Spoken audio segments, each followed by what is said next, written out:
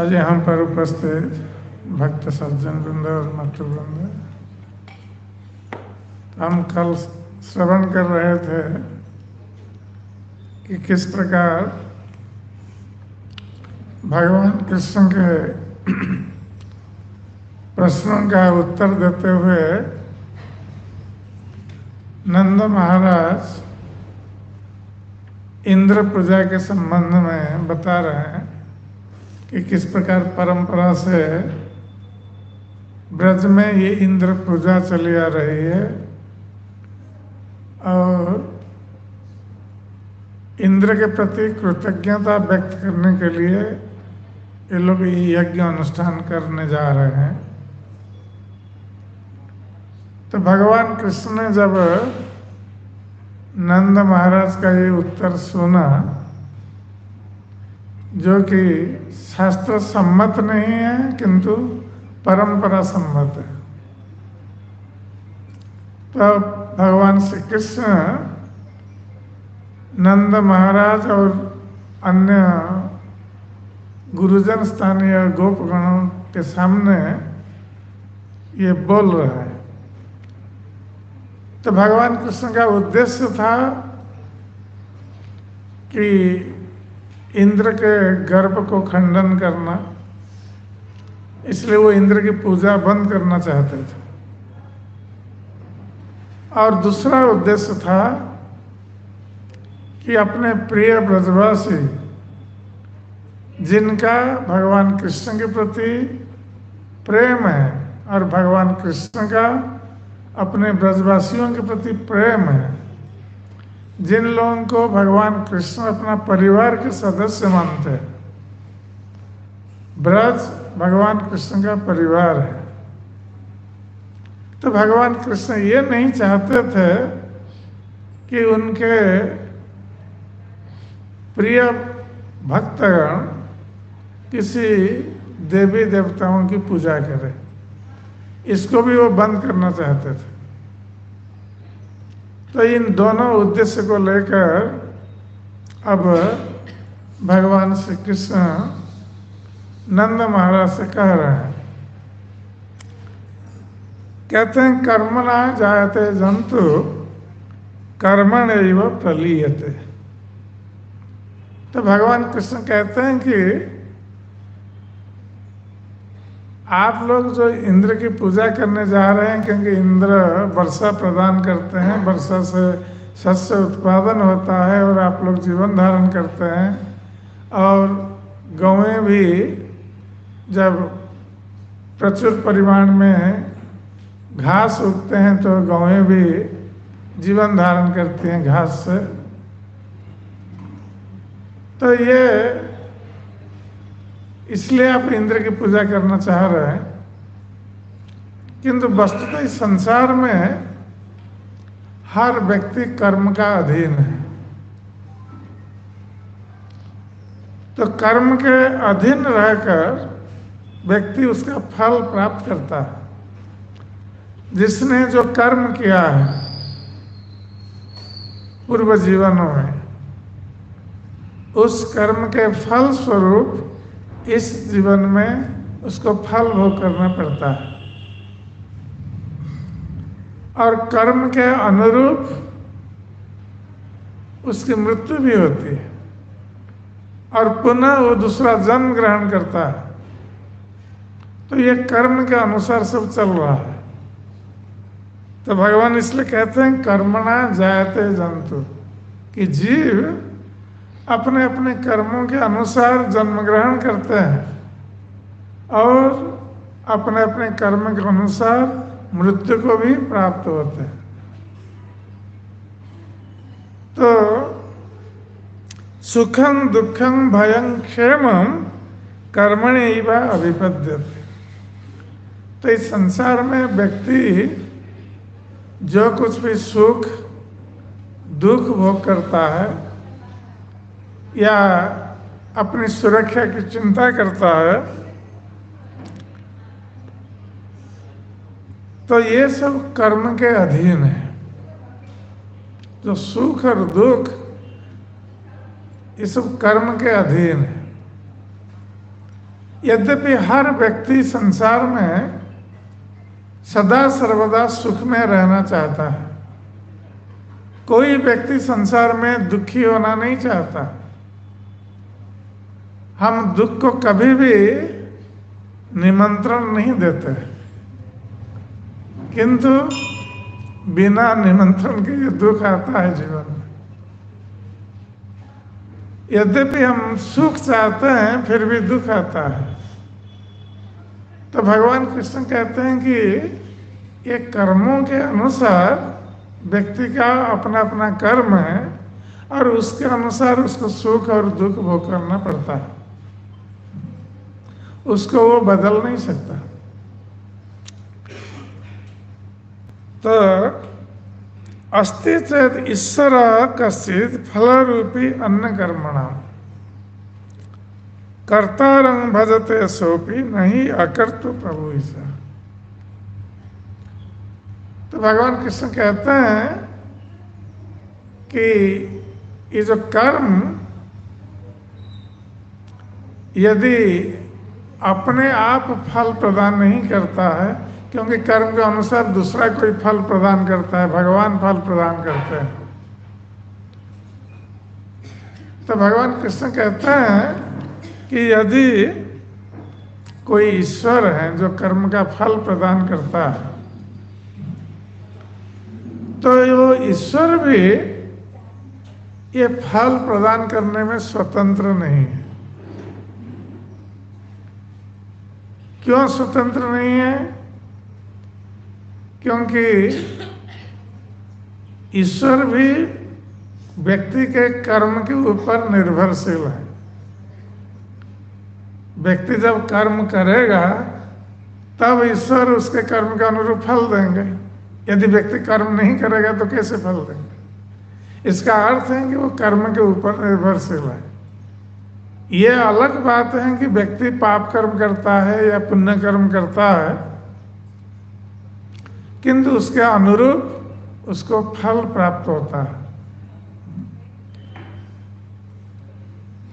तो इसका अर्थ है कि जो फल देने वाला ईश्वर है वो फल पर निर्भर कर, कर्म पर निर्भर करता है, व्यक्ति के कर्म पर निर्भर करता है और उसके अनुसार फल देता है। कि इंद्रेण यह भूतानां स्वस्य कर्मानुवर्तिना अनिशेन अन्यथा कर्तुं स्वभावभीतम् न। तो भगवान कृष्ण कह रहे हैं कि आप लोग जो इंद्र की पूजा करते हैं, कहते हैं कि इंद्र वर्षा प्रदान करते हैं, वर्षा से शस्य उत्पादन होता है, इसलिए आप इंद्र की पूजा करते हैं। तो इसमें इंद्र का क्या करना है? हर व्यक्ति अपने अपने कर्म का फल भोग करता है और यदि आप इंद्र की पूजा करके इंद्र के द्वारा अपने कर्म के फल को बदल देंगे तब हम मानेंगे कि इंद्र व्यक्ति के कर्म को बदल रहा है इसलिए वो पूज्य है। किंतु इंद्र भी किसी के कर्म को बदल नहीं सकता। जिसका जैसा कर्म है उसके अनुसार उसका फल भोग करना पड़ेगा।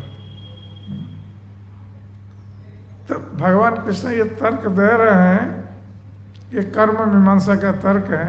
जैसे जो लोग भगवान के ऊपर विश्वास नहीं करते हैं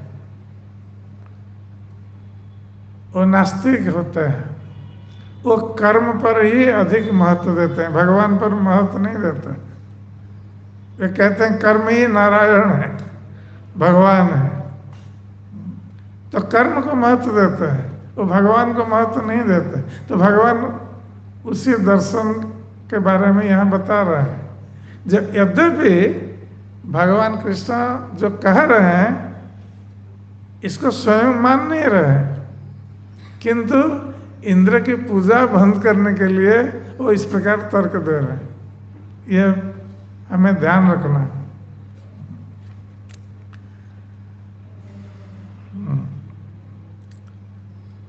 वर्तते ब्रह्मणा विप्रो राजन रक्षया भुवः। जिस प्रकार इस संसार में 4 प्रकार के वर्ण के लोग होते हैं, तो ब्राह्मण, क्षत्रिय, वैश्य और शूद्र, ये वर्णाश्रम व्यवस्था में 4 प्रकार के वर्ण के लोग होते हैं। तो कहते हैं कि जो ब्राह्मण होते हैं विप्र, ये वेदों का अध्ययन करते हैं और दूसरों को पढ़ाते भी हैं। ये उनका कर्तव्य है, कर्म है। उसी प्रकार जो क्षत्रिय होता है, क्षत्रिय का कर्म होता है वो राज्य चलाना, प्रजाओं की रक्षा करना, यह क्षत्रियों का कर्म होता है। वैश्यस्तु वार्तया जीवे शूद्रस्तु द्विज सेवया। और जो वैश्य हैं तो वैश्य लोग व्यवसाय करते हैं, ये उनका कर्म होता है। और जो शूद्र हैं ये ब्राह्मण की सेवा करते हैं। कृषि वाणिज्य गोरक्षा कुशिदं तुर्यं उच्यते।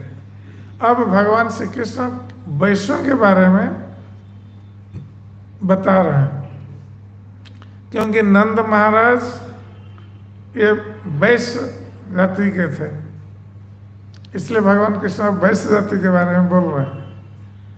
कहते हैं कृषि गोरक्षा वाणिज्य, तो वैश्य लोग ये 4 प्रकार के कर्म कर सकते हैं।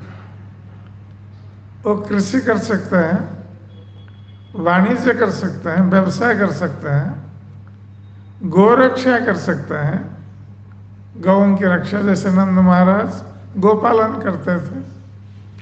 और चौथा है कुशिदम, अर्थात धन लेन देन, किसी को उधार देना है धन और उससे फिर लाना है, ये वैश्य लोग कर सकते हैं। तो वार्ता चतुर्विधा तत्र भयंगो वृत्तेव निशम। तो भगवान श्री कृष्ण ये 4 वर्णों की बात कहकर विशेष रूप से वैश्य जाति के लोगों का क्या कर्तव्य है इसके बारे में बता रहे हैं। और इसलिए बता रहे हैं कि नंद महाराज वैश्य जाति के थे, इसलिए उनका वास्तविक कर्तव्य क्या है, उनको क्या करना चाहिए, वही बताने जा रहे हैं। तो कहते हैं गोवृत्त्या अनिशम। तो हम लोगों का वैश्य जाति का कर्तव्य है कि वो गोरक्षा करें।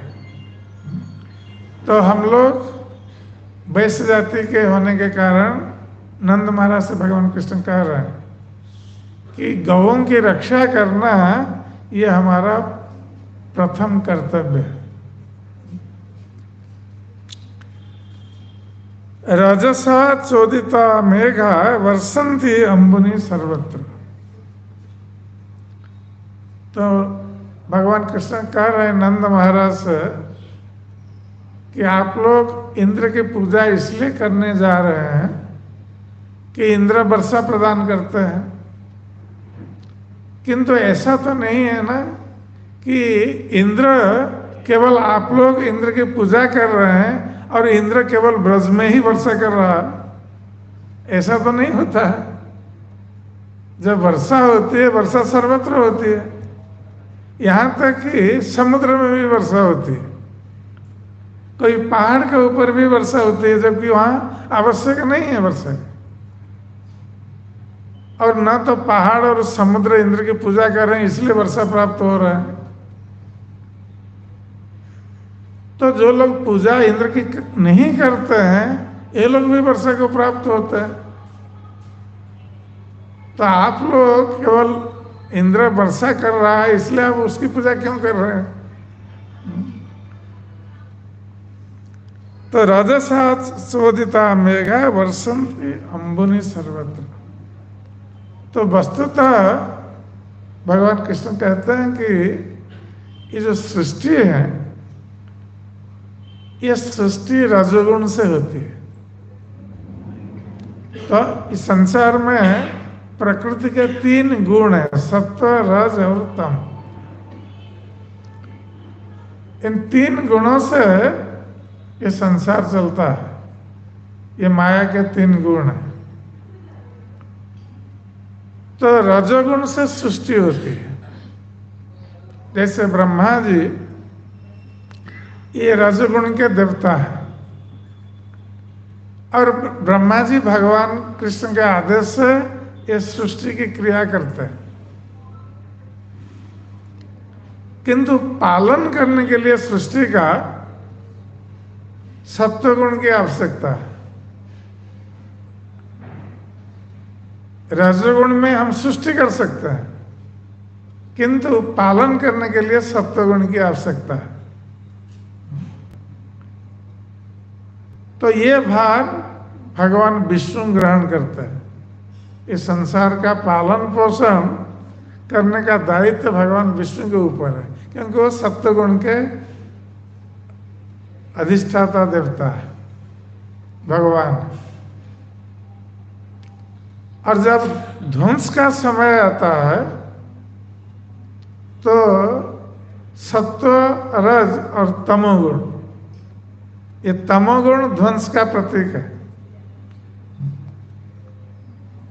तो ये तमोगुण के अधिष्ठाता देवता शिव जी है। जब संसार के ध्वंस का समय आता है, शिव जी तांडव नृत्य करते हैं अपना डमरू बजा करके, और संसार का ध्वंस संगठित होता, प्रलय होता। तो ये 3 देवता ब्रह्मा, विष्णु और शिव, ये सत्व, रज और तम, इन तीनों गुणों के अधिष्ठाता देव है। तो भगवान कृष्ण कहते हैं कि राजसा चोदिता मेघा। तो ये वर्षा होती है, वर्षा की सृष्टि होती है, रजोगुण से होती है। प्रजास्तरी एक एव सिद्ध्यंती महेंद्र किंग करिष्यति। जब रजगुण से वर्षा हो रही है तो इसमें इंद्र का क्या करना है? आप लोग इंद्र की पूजा क्यों कर रहे हैं? क्योंकि भगवान चाहते थे इंद्र की पूजा बंद करने के लिए, इसलिए ये सब तर्क दे रहे हैं नंद महाराज और ब्रजवासियों को समझाने के लिए। न पुरो जनपदा न ग्रामान गृहा वयम बनौका स्तात नित्यम वन शैल निवासिन। तो भगवान कृष्ण कहते हैं कि हम लोग जो वैश्य जाति के हैं, ब्रज में रहते हैं, ना तो हम नगर में रहते हैं, ना किसी कस्बे में रहते हैं, और ना ग्राम में रहते हैं, ना गृह में रहते हैं। तो हम कहाँ रहते हैं? तो कहते हैं वन शैल निवासिना, कि हम लोग अधिकतर वन में रहते हैं, पहाड़ में रहते हैं। इसलिए रहते हैं क्योंकि हमारी जो पेशा है ये गोचारण करना। तो गोचारण करने के लिए हम एक स्थान से दूसरे स्थान पर जाते हैं, जहाँ गौओं के लिए अधिक घास प्राप्त होता है, हम गौओं को वहीं लेकर जाते हैं। तो हम देखते हैं कि ब्रज में भगवान श्री कृष्ण पहले गोकुल में आविर्भूत हुए, और वहां से 3 वर्ष 4 महीने के बाद गोकुल से भगवान कृष्ण चले गए वृंदावन,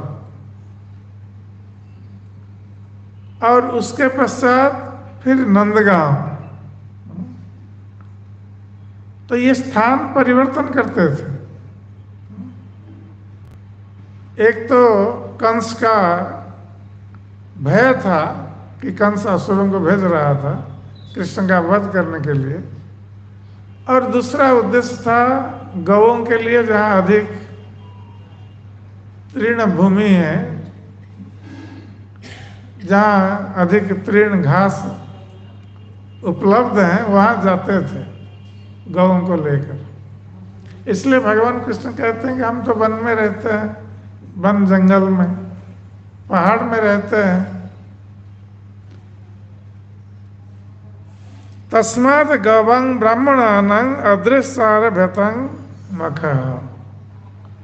इसलिए वस्तुतः हम इंद्र की पूजा ना करके हम जहाँ रहते हैं, जिनके द्वारा हमारा जीवन पोषित होता है, गौओं के द्वारा, गौओं से हम दूध को प्राप्त होते हैं, दही प्राप्त होते हैं, घृत प्राप्त होते हैं, तो गौओं के द्वारा हम सुख समृद्धि में जीवन व्यतीत कर रहे हैं, गौओं के कारण। इसलिए जहाँ गौएं सुख में विचरण करेगी, हमें उसी स्थान पर रहना चाहिए। तो भगवान कृष्ण कहते हैं कि आप इंद्र की पूजा न करके, जिनके कारण हम जीवन धारण कर रहे हैं, इन गौओं की पूजा करनी चाहिए। और गौओं की पूजा के साथ साथ हमारी जो संस्कृति है, ब्राह्मण संस्कृति, ब्राह्मणों की पूजा भी करनी चाहिए। क्योंकि भगवान श्री कृष्ण ये गो ब्राह्मण हिताय च, नमो ब्राह्मण देवाय गो ब्राह्मण हिताय च, जगद्धिताय कृष्णाय गोविंदाय नमः। तो भगवान श्री कृष्ण गौ और ब्राह्मणों के हित के लिए सर्वदा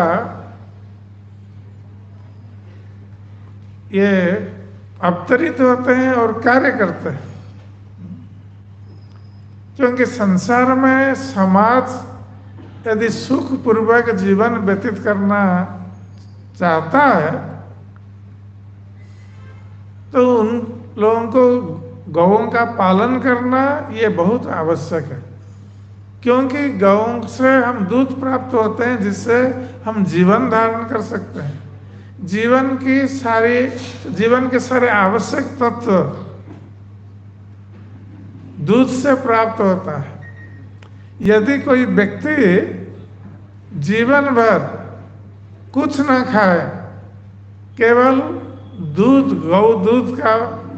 को पान करके वो जीवन धारण कर सकता है। क्योंकि दूध में हर तरह का विटामिन जो भी आवश्यक है जीवन धारण के लिए, सब कुछ उपलब्ध है। भगवान ने ऐसी व्यवस्था की। तो ये जो गौएं हैं, उस समय घास चरती थी। जो गौएं बाहर जाती है वन में घास चरने के लिए, उसका दूध सर्वोत्कृष्ट माना जाता है। आजकल तो गौओं को घास भी नहीं मिलता है, तो सब केमिकल्स देते हैं खाने के लिए। वो दूध कहाँ है, उससे हम प्राप्त होंगे पोषक तत्व। और आजकल देसी गाय भी देखना स्वप्न है। तो ये सब, इसलिए हम वास्तविक जो शुद्ध दूध है हम प्राप्त नहीं होते। प्राचीन काल में लोग इतना स्वस्थ और बलवान क्यों होते थे? क्योंकि ये लोग शुद्ध दूध प्राप्त होते थे। और जो गाय का दूध पीता है वो बहुत बुद्धिमान होता है। आजकल सब भैंस का दूध पीने लगे हैं, और भैंस के दूध पीने से बुद्धि मोटी होती है, सूक्ष्म नहीं होती। तो आप देसी गाय का दूध पीजिए, आप बहुत बुद्धिमान बनेंगे। और ब्राह्मण लोग क्या करते थे? देसी गाय के दूध से, घृत से यज्ञ अनुष्ठान करते थे, भगवान की पूजा करते थे। और जगत के कल्याण के लिए ये कार्य ब्राह्मण लोग करते थे, अपने लिए नहीं। इसलिए भगवान कृष्ण को गौ और ब्राह्मण बहुत प्रिय है। तो भगवान कृष्ण यहाँ कहते हैं कि यदि आप लोगों को पूजा करनी है तो आप इंद्र की पूजा करके आपको क्या लाभ होगा? जिनके लिए हम जीवन धारण करते हैं, गौओं के लिए, ब्राह्मणों के लिए, हम उनकी पूजा करें। और जहां हम निवास कर रहे हैं गोवर्धन पर्वत के निकट, ये वृंदावन के भीतर गोवर्धन आता है। ये वृंदावन बहुत विशाल वन है। तो वृंदावन में गोवर्धन, राधा कुंड, श्याम कुंड, ये सब वृंदावन में ही आते हैं। और उस समय गोवर्धन पर्वत के निकट यमुना भी प्रवाहित होती थी। आजकल यमुना उधर सूख गए नहीं तो गोवर्धन के निकट ही यमुना प्रवाहित होती, उसकी एक धार थी। क्योंकि यमुना ने ब्रजभूमि को 3 बार परिक्रमा करके नमन किया है ब्रजभूमि को, इसलिए उसकी धार ब्रजभूमि में इधर उधर सब बहती थी। तो आप लोग जब बहुत पहले गोवर्धन गए होंगे तो जो पुराने लोग हैं, उस समय दान घाटी से अन्य ओर जाने के लिए कोई रास्ता नहीं था। हम लोगों ने देखा है उस समय केवल गोवर्धन के निकट बालू ही बालू, बालू के ऊपर हम चल करके जाते थे उस समय परिक्रमा करने के लिए, और रास्ता कुछ नहीं था। तो ये बालू कहाँ से आया है? गोवर्धन के निकट से जमुना का बालू है। वहाँ एक गांव है गोवर्धन के निकट, जमुना बहता, ये जमुना के नाम पर वो गांव बसा। तो जमुना वहाँ प्रवाहित होती थी। तो भगवान कृष्ण कहते हैं कि यदि हमें यज्ञ करना है, पूजा करनी है, तो हम गौओं की पूजा करें, ब्राह्मणों की पूजा करें और गोवर्धन की पूजा करें। इसी से हम समृद्धि को प्राप्त होंगे, सुख पूर्वक जीवन निर्वाह करेंगे। इंद्र की पूजा करने से क्या लाभ है?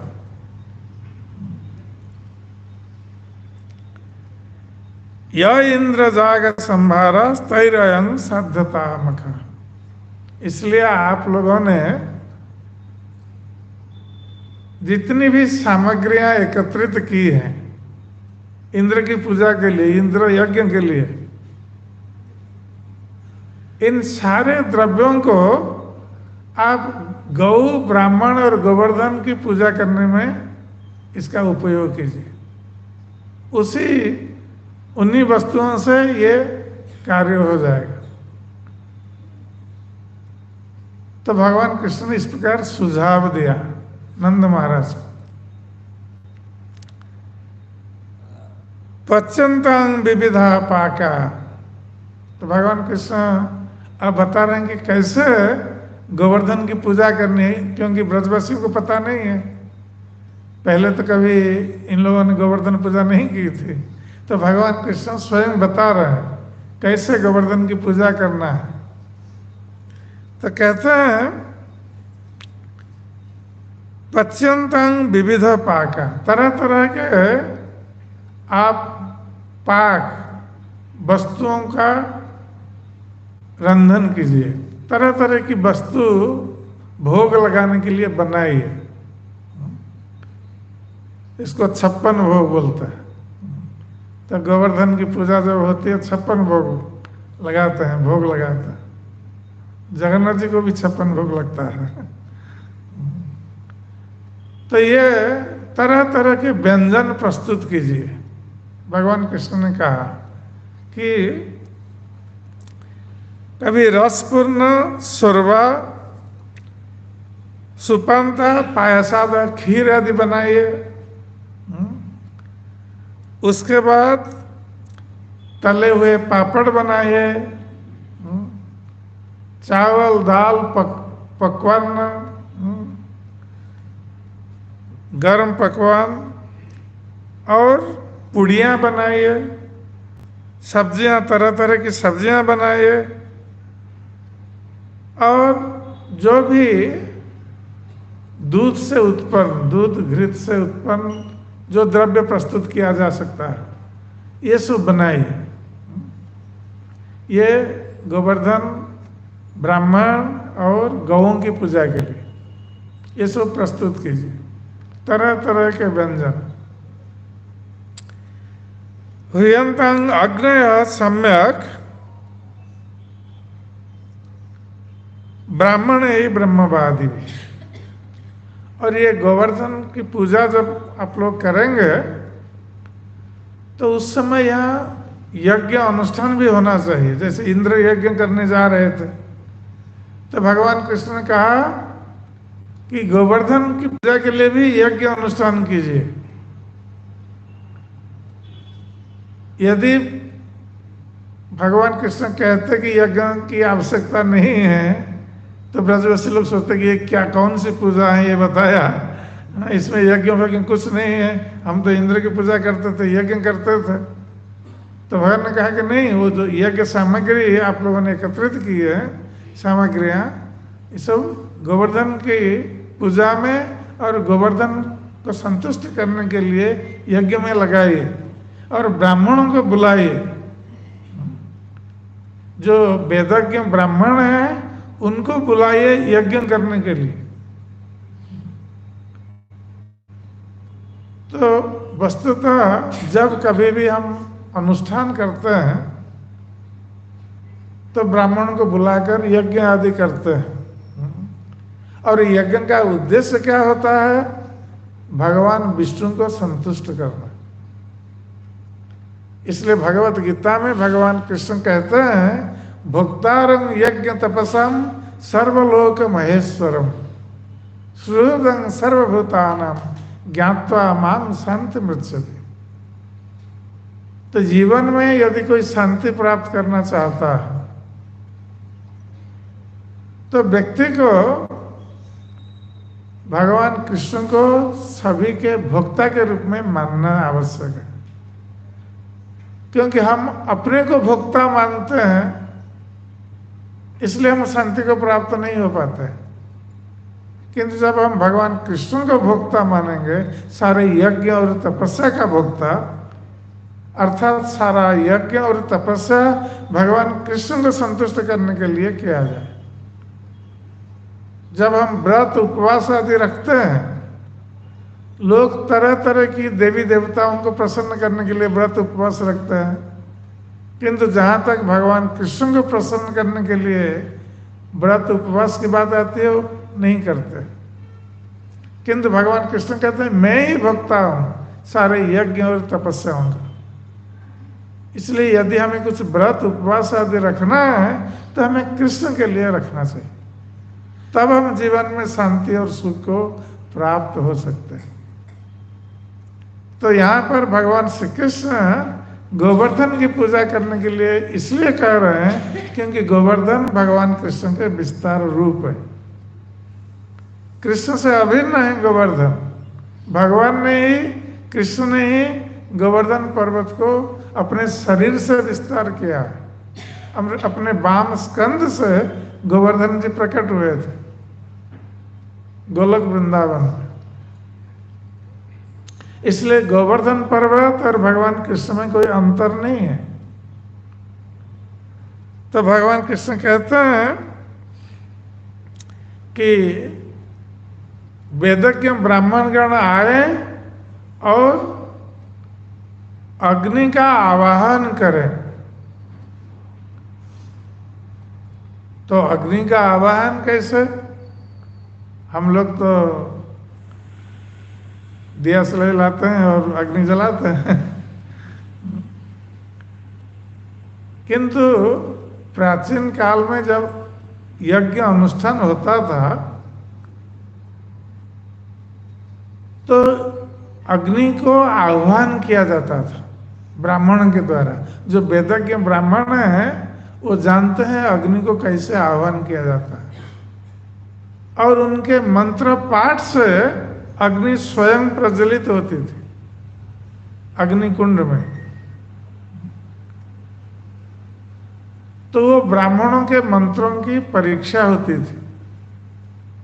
कि ब्राह्मण कितना वेद मंत्र जानता है, इससे परीक्षा हो जाती थी कि यदि ब्राह्मण मंत्र पाठ करेगा और अग्नि प्रज्वलित नहीं होगी, इसका अर्थ उसका मंत्र ठीक नहीं।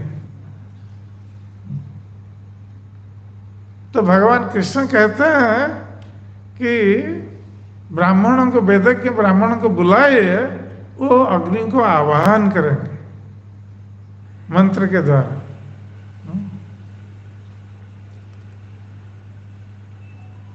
अन्नं बहुगुण तेभ्य देन बोध भेन देख। और ब्राह्मणों को यज्ञ के पश्चात उनको भोजन देना चाहिए। तो हमारी संस्कृति में ये विधान है, हर किसी अनुष्ठान में हम ब्राह्मण भोजन देते हैं और ब्राह्मण को भोजन के उपरांत दक्षिणा भी देते हैं। ये वैदिक अनुष्ठान है और भगवान वही बता रहे हैं ब्रजवासियों को कि आप ब्राह्मण को बुलाइए, उनको खाने दीजिए तरह तरह के पकवान, और उसके पश्चात उनको दक्षिणा दीजिए। क्या दक्षिणा? गो दक्षिणा, गोरु दक्षिणा के रूप में दीजिए। तो इस प्रकार अन्य वेस्व आस्व चंडाल पतितेभ्यो जता रहता। और किसी भी अनुष्ठान में पहले ब्राह्मणों को तो भोजन दिया जाता है, उसके पश्चात जितने भी प्राणी वहां उपस्थित हैं सभी को भोजन दिया जाना चाहिए। कोई बिना भोजन के लौटकर नहीं जाना चाहिए। यदि हम घर पर हो या कहीं किसी स्थान पर कोई अनुष्ठान कर रहे हैं तो हमें सभी को संतुष्ट करना है, ब्राह्मणों को संतुष्ट करना है और हर व्यक्ति, हर प्राणी जो भी वहां उपस्थित है सभी को भोजन देकर संतुष्ट करना है। तो भगवान कृष्ण बता रहे हैं यहाँ स्वयं, कह रहे हैं कि अन्य वेश आ स्वचंडाल पतितेभ्यो। और वहां पर जब कोई उत्सव होता है तो ये स्वाभाविक है कि दूसरे लोग आ जाते हैं वहां पर देखने के लिए उत्सव, ये स्वाभाविक है। और केवल लोग नहीं आते हैं, यहाँ तक कि कुत्ते और दूसरे प्राणी भी वहां पर आ जाते हैं। तो भगवान कृष्ण कह रहे हैं जब हम उत्सव करेंगे, गोवर्धन पूजा का उत्सव, ये बहुत बड़ा उत्सव होगा, यज्ञ अनुष्ठान होगा, तरह तरह के खाद्य द्रव्य प्रस्तुत होंगे भोग लगाने के लिए, तो ये स्वाभाविक है कि दूसरे लोग भी वहां आ जाएंगे जो पतित जन है, चंडाल हैं, और यहाँ तक कि कुत्ते भी वहां आ जाएंगे। तो जो भी प्राणी आएगा, किसी भी जाति का होगा, सभी को भोजन दिया जाना चाहिए। ये भगवान कृष्ण स्थापित कर रहे हैं। जवसं च गवां दत्त्वा गिरये दियतं बलि। और ब्राह्मण को भोजन दिया जाना चाहिए और गौओं को घास खिलाना चाहिए, और उसके साथ साथ ये सारे जो द्रव्य है ये गिरिराज गोवर्धन को भी भोग लगाना चाहिए। तो भगवान कृष्ण ने ये व्यवस्था दी, नंद महाराज और जो गोपगण वहां उपस्थित थे। तो पुनः भगवान कृष्ण बता रहे हैं कैसे, क्योंकि ब्रजवासियों को ये पता नहीं है कि गोवर्धन पूजा कैसे करनी है। तो भगवान कृष्ण उनको पहली बार बता रहे हैं जिसके अनुसार ये पूजा ब्रजवासी आरंभ करेंगे। तो कहते हैं कि गोवर्धन पर्वत को भोग लगाने के बाद, ब्राह्मण को भोजन देने के पश्चात, गौओं को खिलाने के पश्चात, और वहां जितने लोग उपस्थित हैं उनको भोजन देने के पश्चात, और जो पशु भी उपस्थित हैं उनको भी भोजन देने के पश्चात, आप लोग सभी क्या करना है आप लोग सब भोजन करिएगा और भोजन करने के पश्चात उत्तम वस्त्र से अपने शरीर को विभूषित कीजिए, सजाइए अपने शरीर को। तो जैसे उत्सव के समय पर हम तरह तरह के रंगीन वस्त्र पहनते हैं, तो भगवान कृष्ण कह रहे हैं कि इस प्रकार अपने शरीर को अलंकृत कीजिए वस्त्रों से, रंगीन वस्त्रों से अलंकृत कीजिए और सोनुलिप्ता सुवास से, और अपने शरीर में चंदन लेपन कीजिए। प्राचीन काल में ये केमिकल सेंट नहीं मिलता था, तो लोग अपने शरीर को सुवासित करते थे किस प्रकार? चंदन से। चंदन में केसर मिलाया जाता था तो बहुत सुगंधित होता है केसर चंदन, तो ये शरीर में लेपन करते थे चंदन, तो शरीर सुवासित होता था। तो भगवान कृष्ण कह रहे हैं ब्रजवासियों को, आप लोग पहले भोजन कीजिए भरपेट, सुंदर वस्त्रों से अपने को अलंकृत कीजिए और शरीर में सुगंधित चंदन लगाइए, और उसके बाद प्रदक्षिणांच कुरुत गो विप्रा नल पर्वता। तो उसके पश्चात आप लोग को क्या करना है? आप परिक्रमा लगाइए।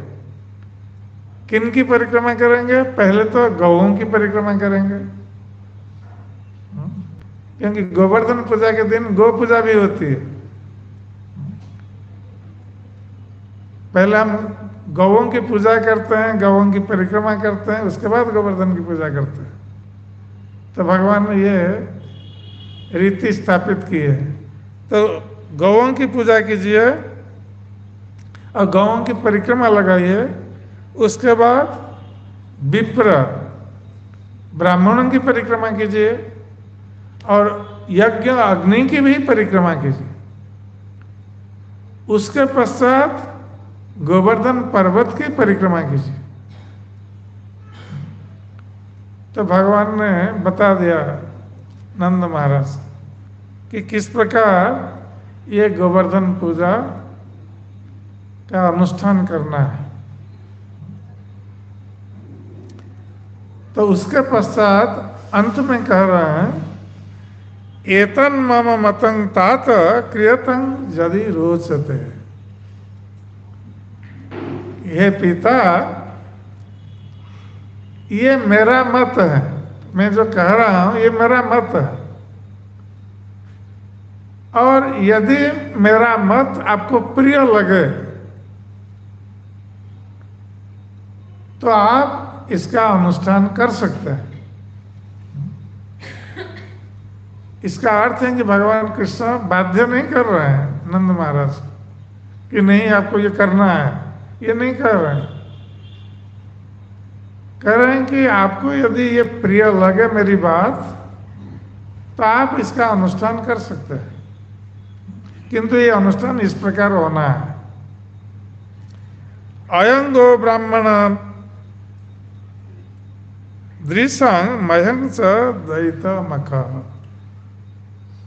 तो भगवान कृष्ण अंत में कहते हैं कि हे पिता, यदि आप इस यज्ञ अनुष्ठान करेंगे गोवर्धन की पूजा के लिए,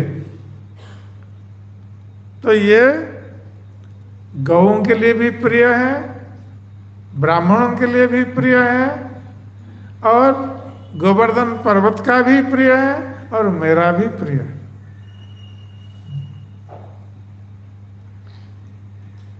तो जब इसका अर्थ है कि जब गो ब्राह्मण संतुष्ट होते हैं, गिरिराज गोवर्धन संतुष्ट होते हैं, तो भगवान कृष्ण भी संतुष्ट होते हैं। तो इस प्रकार जब भगवान कृष्ण ने कहा,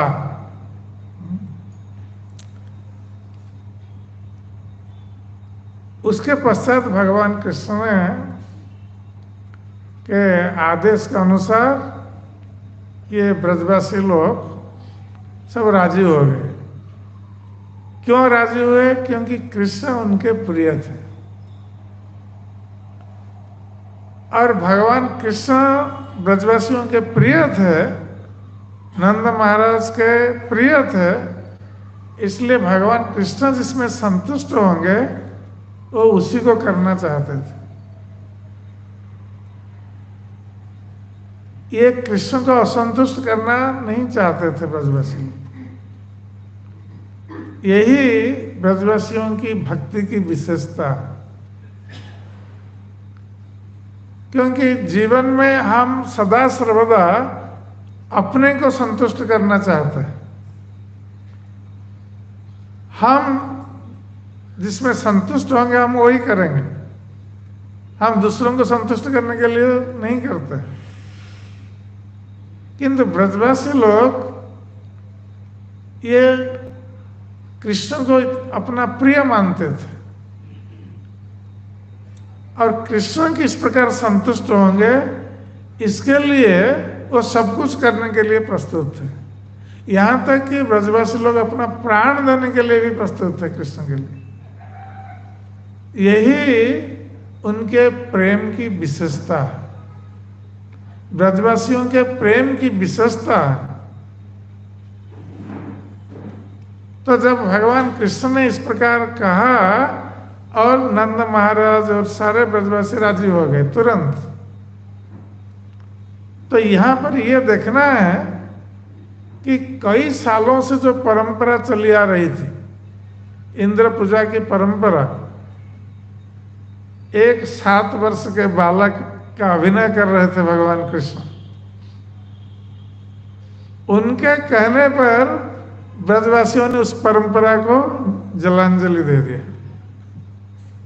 उसे बंद कर दिया और कृष्ण के कहने पर उनके बताए हुए मार्ग पर चलकर उन्होंने गोवर्धन की पूजा प्रारंभ की।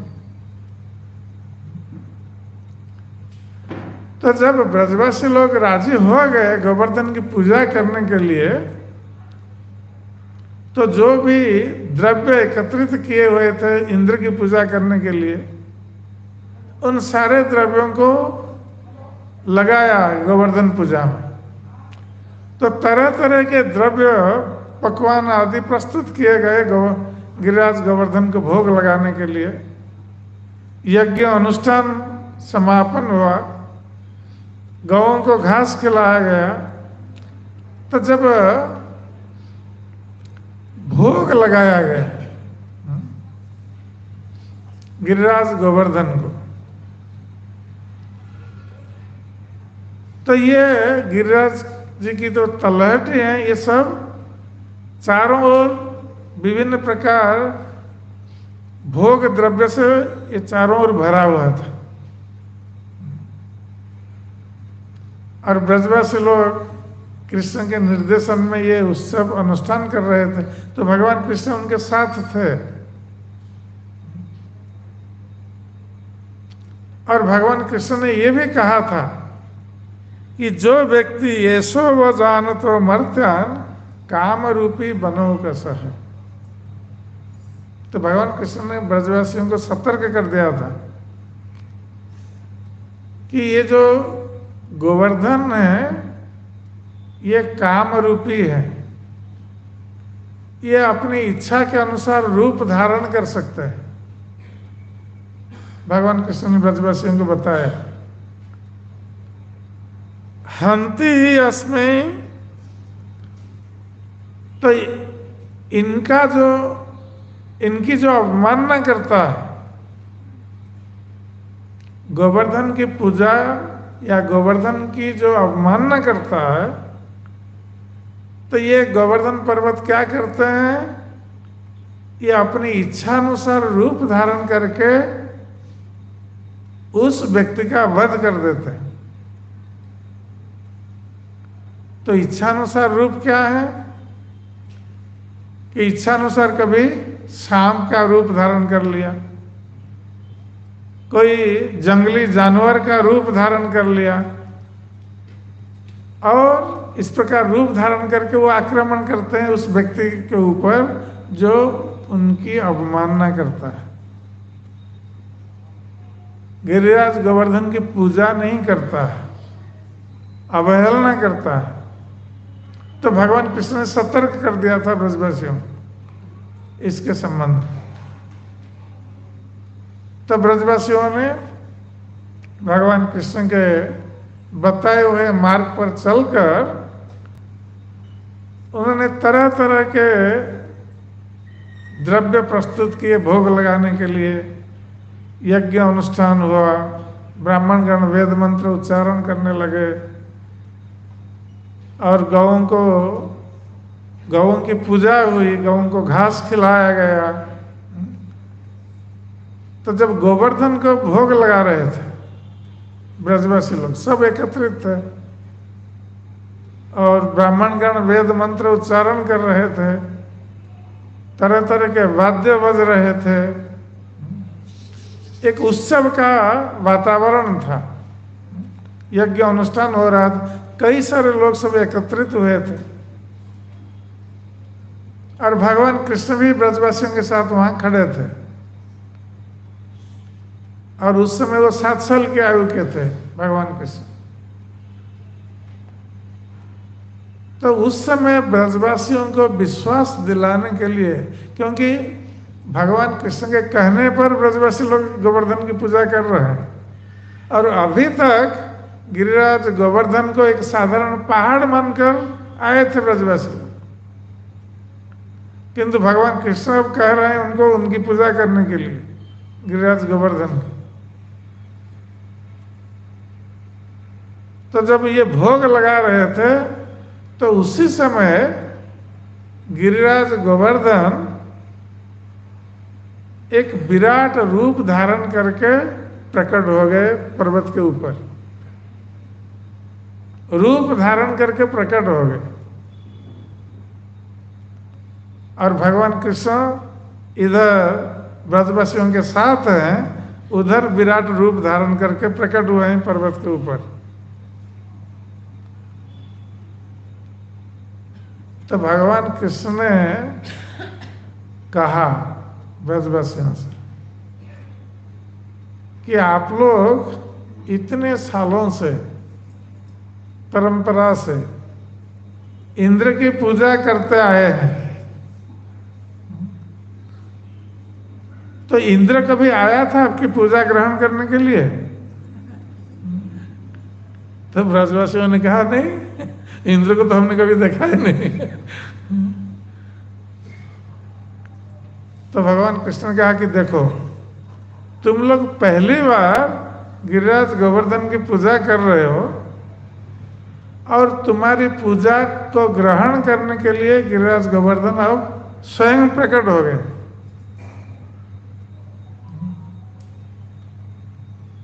तो ब्रजवासी लोगों को पूरा विश्वास हो गया कि ये तो सत्य है कि स्वयं अपनी आंखों से देख रहे हैं गिरिराज गोवर्धन विशाल रूप धारण करके प्रकट हुए हैं उनके सामने। तो भगवान कृष्ण ने कहा कि अब हम लोग अपनी सुरक्षा के लिए सभी लोग गिरिराज गोवर्धन को प्रणाम करें। जय श्री गिरिराज महाराज की। तो भगवान कृष्ण सारे ब्रजवासियों के साथ स्वयं अपने रूप को प्रणाम कर रहे हैं। तो इस प्रकार जब ब्रजवासियों ने प्रणाम किया और गिरिराज प्रकट हो गए, तो ब्रजवासियों ने देखा कि गिरिराज गोवर्धन के असंख्य हाथ हैं, लंबे हाथ, छोटे हाथ, सब असंख्य हाथ हैं। और उन्होंने अपने हाथ बढ़ाए, क्योंकि ये जो भोग लगाया गया था ये कई मील तक ये सब भोग लगाया गया था तलहटी में। और ब्रजवासियों ने देखा कि गिरिराज गोवर्धन अपना हाथ बढ़ा रहे हैं भोग ग्रहण करने के लिए। छोटे बड़े हाथ बढ़ा करके सारे भोग ग्रहण कर रहे हैं, खा रहे हैं सभी के सामने। हम लोग जब भगवान को भोग लगाते हैं तो हम लोग कभी नहीं देखते हैं कि भगवान खा रहे हैं, किंतु गोवर्धन पूजा के अवसर पर सभी ब्रजवासियों ने देखा कि गिरिराज गोवर्धन हाथ बढ़ा करके उनके पात्र में जो शुभ द्रव्य अर्पित किया गया है उसको खा रहे हैं। और एक मुहूर्त में सारे पात्र जिनमें इसको भोग लगाया गया था, ये सारे पात्र खाली हो गए। सारे पात्र खाली है क्योंकि गोवर्धन ने खा लिया सब। और गिरिराज गोवर्धन ने कहा कि आ रहा ना और लाओ और लाओ। तो ब्रजवासी लोग दौड़े, जो बचा खुचा था तो लाकर और फिर भोग लगाया। फिर एक मुहूर्त में वो भी सब समाप्त हो गया, गिरिराज ने उसको ग्रहण कर लिया और फिर कहा और आना और लाओ और लाओ। इसलिए वो गांव का नाम है आनियोर। गोविंद कुंड के पास जो गांव है उसका नाम है आनियोर, क्योंकि गिरिराज ने कहा था आ रहा नो, इसलिए उसका नाम आनियोर हुआ। मांग रहे थे बार बार। जब तीसरी बार गोवर्धन मांगने लगे इनके पास कुछ नहीं है देने के लिए, तो बलराम जी ने, क्योंकि बलराम जी भी वहां थे, तो बलराम जी ने एक तुलसी का पत्ता रख दिया और प्रार्थना किया कि आप इस पत्ते से, तुलसी के पत्ते से संतुष्ट हुए, हमारे पास आप कुछ नहीं है। सब समाप्त हो गए। तो गिरिराज जी संतुष्ट हो गए और फिर उन्होंने ब्रजवासियों से कहा कि तुम लोग मुझसे क्या वरदान मांगना चाहते हो, मैं सभी की इच्छा पूर्ण करने में समर्थ हूं।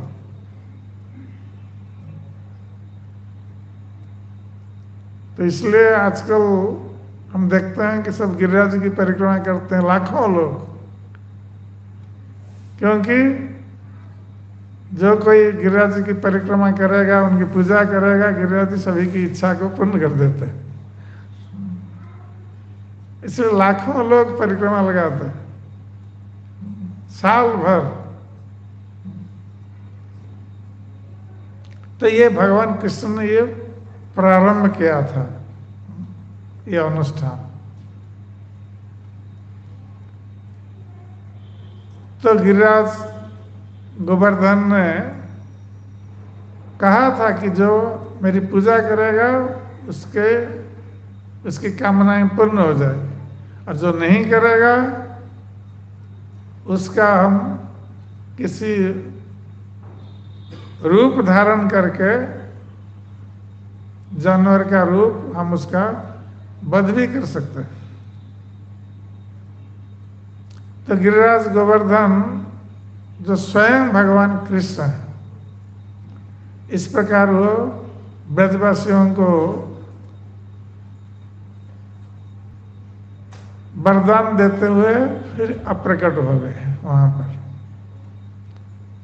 तभी से ब्रजवासियों को ये विश्वास हो गया कि ये गिरिराज गोवर्धन कोई साधारण पर्वत नहीं है, ये स्वयं भगवान है। इसलिए आज आप किसी भी ब्रजवासी के घर जाइए, ब्रजवासी लोग रोटी बनाते हैं, रोटी खाते हैं। तो जब वो रोटी बनाएंगे तो पहली रोटी वो गिरिराज गोवर्धन के लिए बनाएंगे। पहली रोटी बना करके रख देंगे, ये गिरिराज जी का है। दूसरी रोटी गौों के लिए, तीसरी रोटी कोई साधु संत मांगने आएगा उसके लिए, चौथी रोटी अपने लिए। ये ब्रजवासियों में ये भाव है और ये लोग ऐसा करते हैं।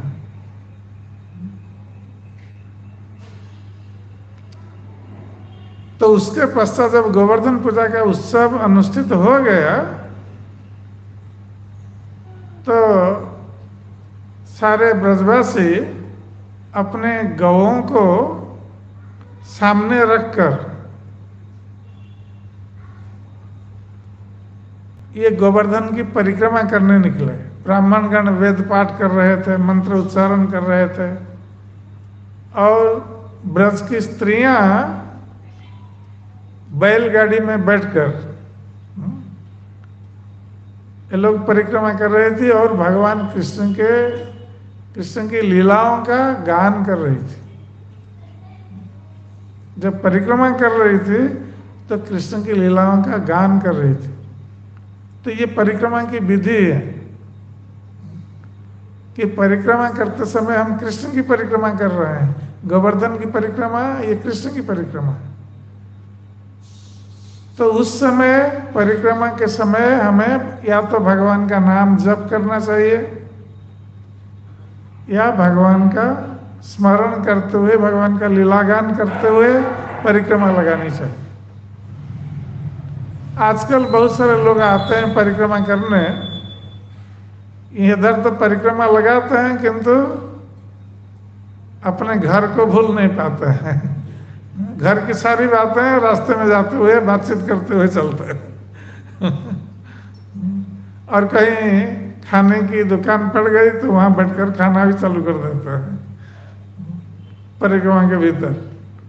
तो ये परिक्रमा की विधि नहीं है, आजकल एक फैशन बन गया है। तो ये हमें जानना आवश्यक है कि गिरिराज गोवर्धन की कैसी परिक्रमा करनी चाहिए, किस भाव से करनी चाहिए कि हम भगवान की परिक्रमा लगा रहे हैं। तो ब्रजवासियों ने परिक्रमा की, किंतु ये बात यहीं समाप्त नहीं हुई। भगवान कृष्ण के कहने पर तो ब्रजवासियों ने इंद्र की पूजा बंद कर दी और गोवर्धन की पूजा शुरू की। अब महान उत्सव हुआ, सभी पेट भर करके प्रसाद पाने लगे, गिरिराज गोवर्धन की परिक्रमा करने लगे। तो महान उत्सव था, किंतु ये समाचार पहुंच गया इंद्र के पास, जिसके अहंकार को मिटाने के लिए भगवान कृष्ण ने यह आयोजन किया था। तो ये इंद्र के पास ये समाचार पहुंच गया कि ये ब्रजवासियों ने मेरी पूजा बंद करके एक छोटा सा बालक कृष्ण, 7 साल का बालक, उसके कहने पर ये लोग पहाड़ की पूजा कर रहे हैं। तो इंद्र बहुत क्रोधित हो गए और भगवान कृष्ण जानबूझ करके, भगवान कृष्ण ने ऐसा किया था इंद्र के अहंकार को मिटाने के लिए। तब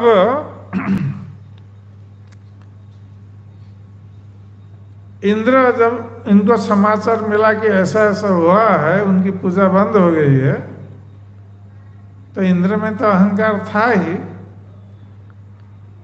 तो इंद्र ने सोचा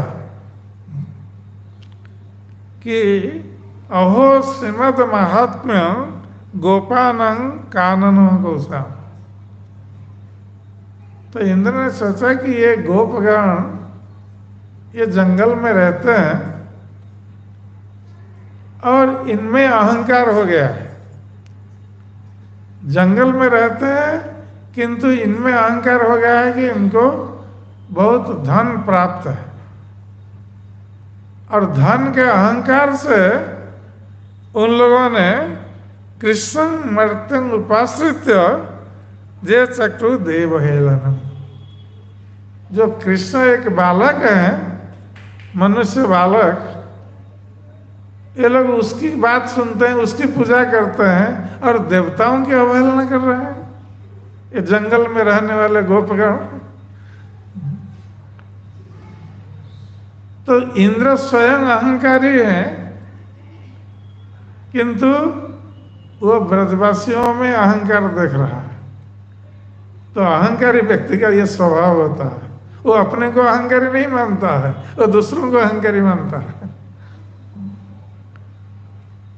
तो इंद्र अपने अहंकार को तो नहीं देख सके, वो ब्रजवासियों के अहंकार को देखने लगे कि इनका बहुत अहंकार हो गया, जंगल में रहकर कुछ गोधन साथ में रखते हैं और उनका चल जाता है काम, इसलिए इनमें अहंकार आ गया। वस्तुतः ब्रजवासियों का कुछ अभाव नहीं था। ये जो गो संस्कृति है ये हमारी वैदिक परंपरा है। प्राचीन काल में हर घर में कम से कम गृहस्थ एक गाय रखता था, हर घर में। और गाय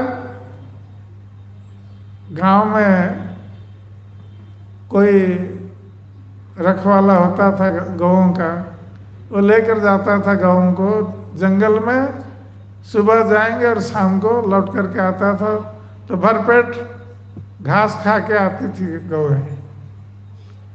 और जो दूध देती थी वो बहुत अच्छा दूध था,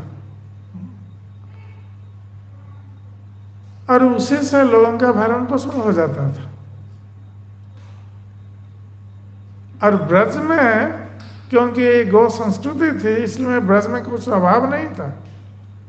और यहाँ तक कि भगवान कृष्ण वहाँ आविर्भूत हुए थे, इसलिए जब से भगवान कृष्ण आविर्भूत हुए ब्रज में, ततः आरभ्य नंदस्य ब्रज सर्व समृद्धिमान। जब से भगवान कृष्ण का आविर्भाव हुआ, ब्रज की समृद्धि बढ़ गई,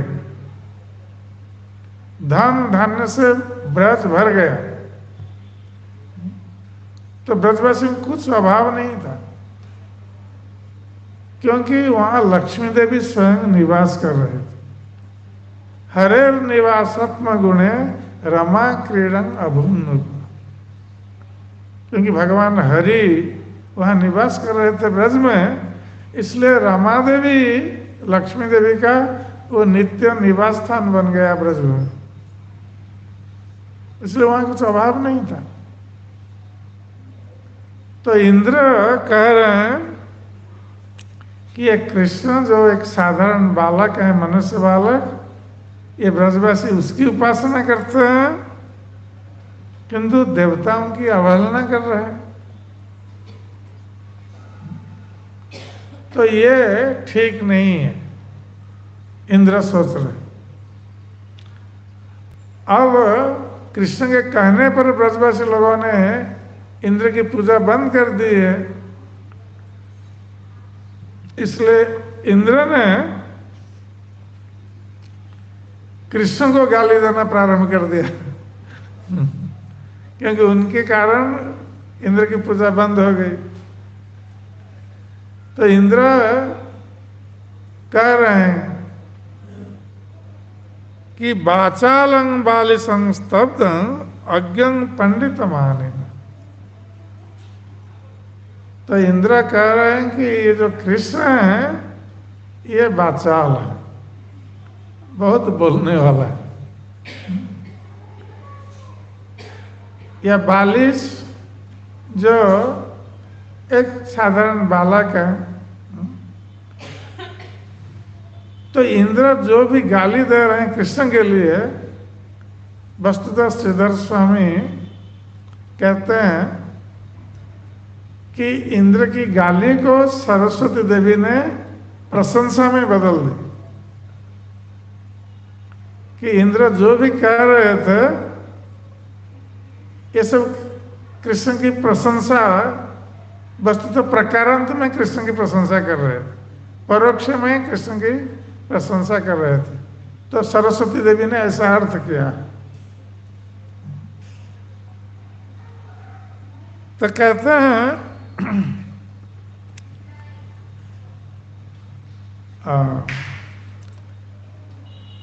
भगवान श्री कृष्ण जो बाचाल हैं, तो बाचाल तो गाली के अर्थ में कहा जाता है कि ये बहुत बात बोलता रहता है, हाँ?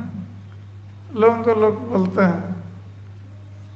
तो कृष्ण के लिए जो वाचाल शब्द प्रयोग किया है इंद्र ने, तो सरस्वती देवी इसका अर्थ करते हैं कि भगवान कृष्ण जो बहुत बोलते हैं, इसका अर्थ वो सब कुछ जानते हैं,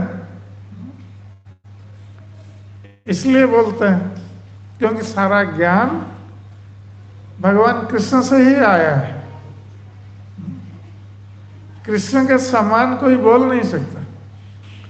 भगवान कृष्ण की वाणी इतनी मधुर और अर्थपूर्ण है कि भगवान कृष्ण जो भी बोले उसमें तरह तरह के अर्थ निकलते हैं, और वो वाणी बहुत मधुर होती है।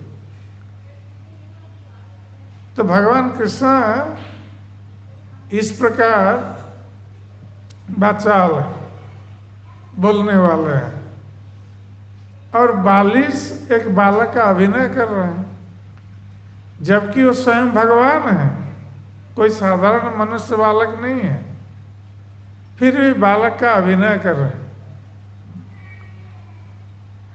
बालक जैसे भगवान कृष्ण बालक का अभिनय करते हैं, जैसे बालक मिट्टी खाता है, भगवान कृष्ण मिट्टी खाते थे, ये अभिनय करते थे,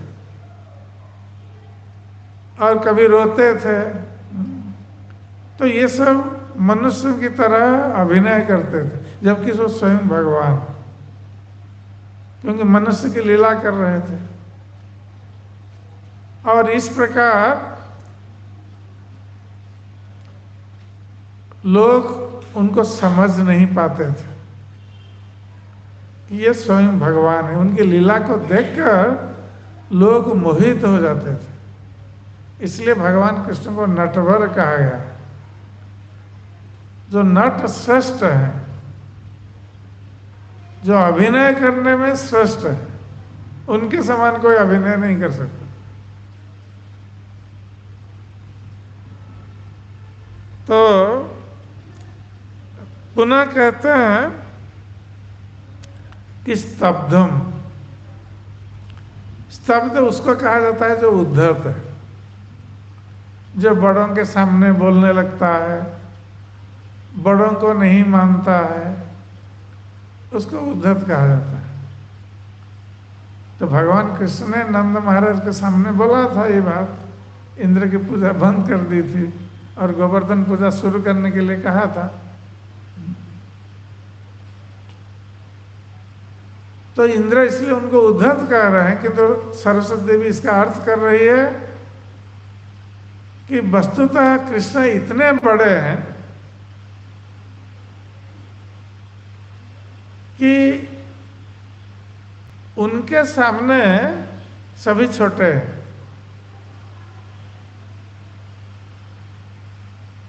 क्योंकि वो स्वयं भगवान है, इसलिए वो किसी के सामने कुछ बोलते हैं तो इसमें कोई दोष नहीं है। पुनः कहते हैं अज्ञ मूर्ख को कहा जाता है। और भगवान कृष्ण के अर्थ में अज्ञ का अर्थ होगा जो सब कुछ जानते हैं और जानना और कुछ जानना बाकी नहीं है जिनके लिए, और ज्ञान कुछ जानना बाकी नहीं है उनके लिए, सब कुछ जानते हैं अर्थात ज्ञानवान है। ये सरस्वती देवी इसका अर्थ करती है इस प्रकार। पंडित मानिनम, पंडित मानिनम का अर्थ है जो अपने को पंडित विद्वान समझता है। तो इंद्र कह रहे हैं कि ये अपने को बहुत विद्वान पंडित समझ रहा है, किंतु सरस्वती देवी इसका अर्थ करती है कि पंडित लोग जो कृष्ण को मानते हैं इसलिए वो पंडित माने ना। पंडित लोग, विद्वान लोग वो कृष्ण को सम्मान करते हैं, मानते हैं।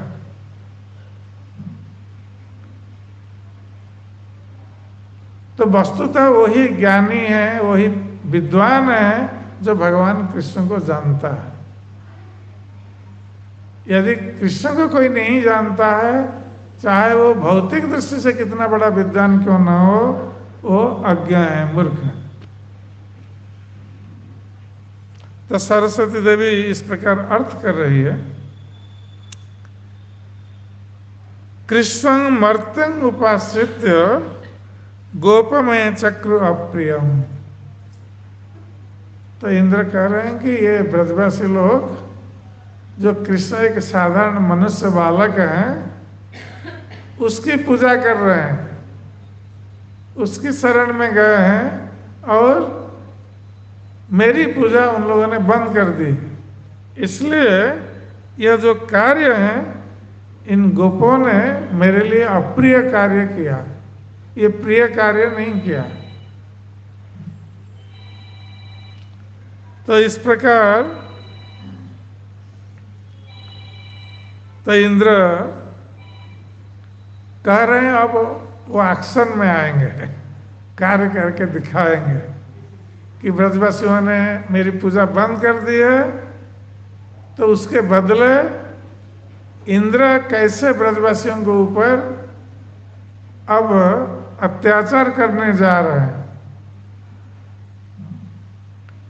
तो इसके संबंध में हम कल चर्चा करेंगे। हरे कृष्ण।